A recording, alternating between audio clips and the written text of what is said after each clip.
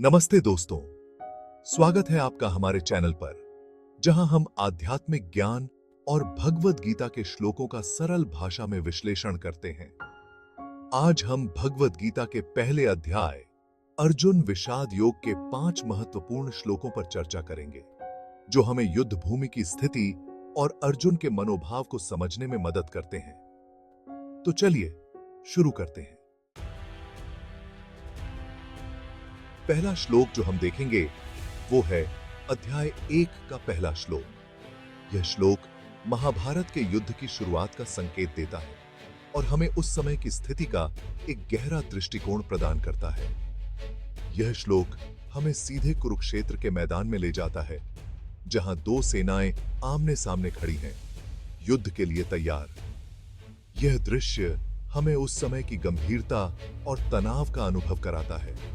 धृतराष्ट्र, जो अंधे थे, अपने सारथी संजय से पूछते हैं, मेरे पुत्रों और पांडु के पुत्रों ने कुरुक्षेत्र में इकट्ठा होकर युद्ध करने की इच्छा से क्या किया? यह प्रश्न केवल एक साधारण जिज्ञासा नहीं है, बल्कि इसमें धृतराष्ट्र के मन की गहराई और उनके अंदर की चिंता भी झलकती है। यहां ध्यान देने वाली बात यह है कि धृतराष्ट्र अपने पुत्रों को पहले रखते हैं, जो उनके मोह को दर्शाता है। यह मोह उनके निर्णयों और उनके दृष्टिकोण को प्रभावित करता है। यह मोह ही आगे चलकर उनके दुख का कारण बनेगा। यह मोह उन्हें सही और गलत के बीच का अंतर समझने में अक्षम बना देता है। यह श्लोक हमें यह भी बताता है कि दोनों पक्ष युद्ध के लिए तैयार हैं। दोनों सेनाओं के सैनिक अपने अपने स्थान पर दृढ़ता से खड़े हैं, अपने कर्तव्यों के प्रति समर्पित। कोई पीछे हटने को तैयार नहीं है। हर योद्धा अपने धर्म और कर्तव्य के प्रति निष्ठावान है और वे अपने लक्ष्य को प्राप्त करने के लिए किसी भी हद तक जाने को तैयार हैं। इस श्लोक में हम केवल युद्ध की तैयारी ही नहीं देखते हैं, बल्कि उससे भी जरूरी धृतराष्ट्र के मन की स्थिति को भी देखते हैं। उनके मन में उठते सवाल और चिंताएं हमें उनके मानसिक संघर्ष का एहसास कराते हैं। यह मोह, यह अंधा लगाव, जो आगे चलकर महाभारत के युद्ध का एक मुख्य कारण बनेगा। यह अंधा लगाव उन्हें अपने कर्तव्यों और नैतिकताओं से भटका देता है। इस श्लोक के माध्यम से व्यास जी हमें यह बताना चाहते हैं कि कैसे हमारे मन की स्थिति हमारे कर्मों को प्रभावित करती है। हमारे विचार और भावनाएं हमारे निर्णयों और कार्यों को दिशा देती हैं, और कैसे यह मोह हमें अंधेपन की ओर ले जा सकता है। यह अंधापन हमें सही और गलत के बीच का अंतर समझने में अक्षम बना देता है, और यही अंधापन हमारे जीवन में दुख और कष्ट का कारण बनता है। अब चलते हैं श्लोक 21 और 22 की तरफ, जहां अर्जुन की चिंता और बरहती है। यह वह क्षण है जब महाभारत के युद्ध में अर्जुन की मनस्थिति का गहरा चित्रण होता है। अर्जुन अपने रथ को दोनों सेनाओं के बीच में रुकवाते हैं और अपने सामने खड़े अपने ही गुरुजनों, रिश्तेदारों को देखकर विचलित हो जाते हैं। यह दृश्य उनके मन में गहरे द्वंद्व और असमंजस को जन्म देता है। वह कहते हैं, हे कृष्ण, अपने ही लोगों को युद्ध के लिए इस तरह आतुर देखकर मेरे अंग शिथिल हो रहे हैं, मुख सूख रहा है। अर्जुन की यह भावनाएं हमें यह सोचने पर मजबूर करती हैं कि युद्ध की विभीषिका कितनी गहरी हो सकती है। यहां अर्जुन एक महत्वपूर्ण सवाल पूछते हैं, जो आज भी उतना ही प्रासंगिक है जितना उस समय था। यह सवाल न केवल युद्ध के संदर्भ में है, बल्कि जीवन के हर उस क्षण में जब हमें कठिन निर्णय लेने होते हैं।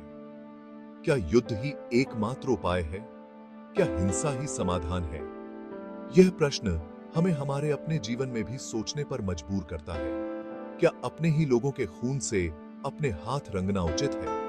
यह सवाल हमें हमारे नैतिक मूल्यों और कर्तव्यों के बीच संतुलन बनाने की चुनौती देता है।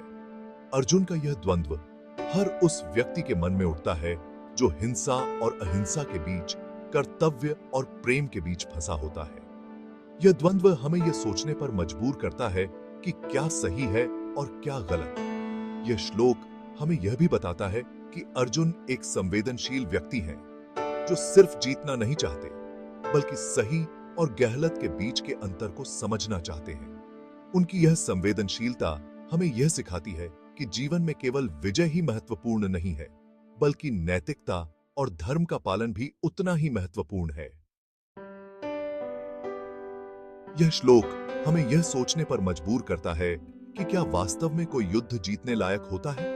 क्या युद्ध के बाद की शांति और संतोष वास्तव में उस रक्तपात और विनाश के योग्य है? क्या हमें हमेशा अपने कर्तव्य का पालन करना चाहिए, चाहे उसकी कीमत कुछ भी क्यों न हो? यह सवाल हमें हमारे जीवन के हर पहलू में सोचने पर मजबूर करता है, या फिर हमें अपने हृदय की सुननी चाहिए, जो हमें हिंसा से दूर रहने के लिए कहता है।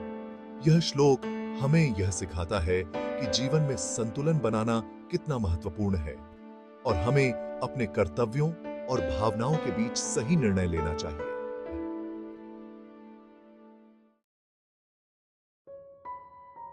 अब हम श्लोक 28 और 29 की ओर बढ़ते हैं। यह वह क्षण है जब अर्जुन के मन में गहरे द्वंद्व और विषाद की भावना उत्पन्न होती है। यहां अर्जुन के मन में द्वंद्व और विषाद और अधिक गहरा हो जाता है। वह अपने कर्तव्य और अपने प्रियजनों के प्रति अपने प्रेम के बीच फंसे हुए हैं। अर्जुन युद्ध के भयानक परिणामों के बारे में सोचते हुए कहते हैं, इस युद्ध में अपने ही लोगों को मारकर हम पाप के भागी बनेंगे। वह अपने मन में उठ रहे सवालों से जूझ रहे हैं। क्या यह युद्ध वास्तव में न्याय संगत है? वह आगे कहते हैं, हे कृष्ण, मुझे राज्य, सुख और यहां तक कि स्वर्ग की भी इच्छा नहीं है, अगर इसकी कीमत अपने ही लोगों का खून बहाना हो। अर्जुन की यह बात उनके गहरे मानवीय मूल्यों को दर्शाती है। यहां हुआ अर्जुन एक ऐसे राजा की छवि से बाहर निकलते हैं जो सिर्फ सत्ता चाहता है, और एक ऐसे मनुष्य के रूप में सामने आते हैं जो प्रेम, करुणा और शांति को महत्व देता है। यह परिवर्तन उनके चरित्र की गहराई को दर्शाता है। अर्जुन का यह कथन आज के समय में और भी महत्वपूर्ण हो जाता है, जहां हम लगातार युद्धों, हिंसा और नफरत से घिरे हुए हैं। यह हमें सोचने पर मजबूर करता है कि क्या हम सही दिशा में जा रहे हैं। यह श्लोक हमें यह सोचने पर मजबूर करता है कि क्या वाकई सत्ता, सुख और स्वर्ग मानव जीवन से ज्यादा महत्वपूर्ण है?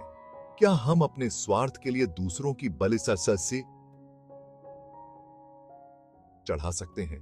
क्या हमें अपने स्वार्थ के लिए अपने ही भाइयों का खून बहाना चाहिए? यह सवाल हमें अपने मूल्यों और नैतिकता पर पुनर्विचार करने के लिए प्रेरित करता है। क्या हमें एक ऐसी दुनिया नहीं बनानी चाहिए जहां प्रेम, करुणा और शांति का राज हो? यह श्लोक हमें एक बेहतर समाज की ओर प्रेरित करता है, जहां हर व्यक्ति का जीवन मूल्यवान है और हर किसी के साथ समानता और सम्मान का व्यवहार होता है। अब हम चलते हैं श्लोक 31 की ओर, जहां अर्जुन अपने मनोविचारों को और अधिक स्पष्ट करता है। वह कहते हैं, हे कृष्ण, मैं उन लोगों को मारकर क्या सुख प्राप्त करूंगा जिनसे मेरा खून का रिश्ता है। मैं तो उनके हाथों मारा जाना पसंद करूंगा। यहां अर्जुन एक ऐसे व्यक्ति की छवि प्रस्तुत करते हैं जो अपने सिद्धांतों पर अडिग है, चाहे उसे कितनी भी बड़ी कीमत क्यों न चुकानी पड़े। वह अपने कर्तव्य और धर्म के बारे में भ्रमित हैं, लेकिन वह इतना तो जानते हैं कि अपने ही लोगों का खून बहाना किसी भी कीमत पर उचित नहीं हो सकता है। यह श्लोक हमें यह सिखाता है कि हमें हमेशा अपने विवेक की आवाज सुननी चाहिए, चाहे परिस्थितियां कितनी भी कठिन क्यों न हो। हमें अपने मूल्यों और सिद्धांतों पर अडिग रहना चाहिए, क्योंकि यही हमें सच्ची शांति और सुख की ओर ले जा सकते हैं। अंत में हम श्लोक 38 और 39 पर आते हैं, जहां अर्जुन अपनी चिंता को और विस्तार से व्यक्त करता है। वह कहते हैं, हे कृष्ण, जब हमारे ही कुल में धर्म और न्याय का नाश हो जाएगा तो पाप ही पाप फैलेगा। अर्जुन युद्ध के दीर्घकालिक परिणामों के बारे में चिंतित हैं। वह जानते हैं कि यह युद्ध सिर्फ एक युद्ध नहीं होगा, बल्कि एक ऐसी विभीषिका होगी जो पीढ़ियों तक अपना प्रभाव छोड़ेगी। यह श्लोक हमें यह बताता है कि हमें अपने कर्मों के परिणामों के बारे में हमेशा सोचना चाहिए। हमें यह समझना चाहिए कि हमारे द्वारा उठाया गया हर एक कदम न सिर्फ हमें बल्कि आने वाली पीढ़ियों को भी प्रभावित करेगा।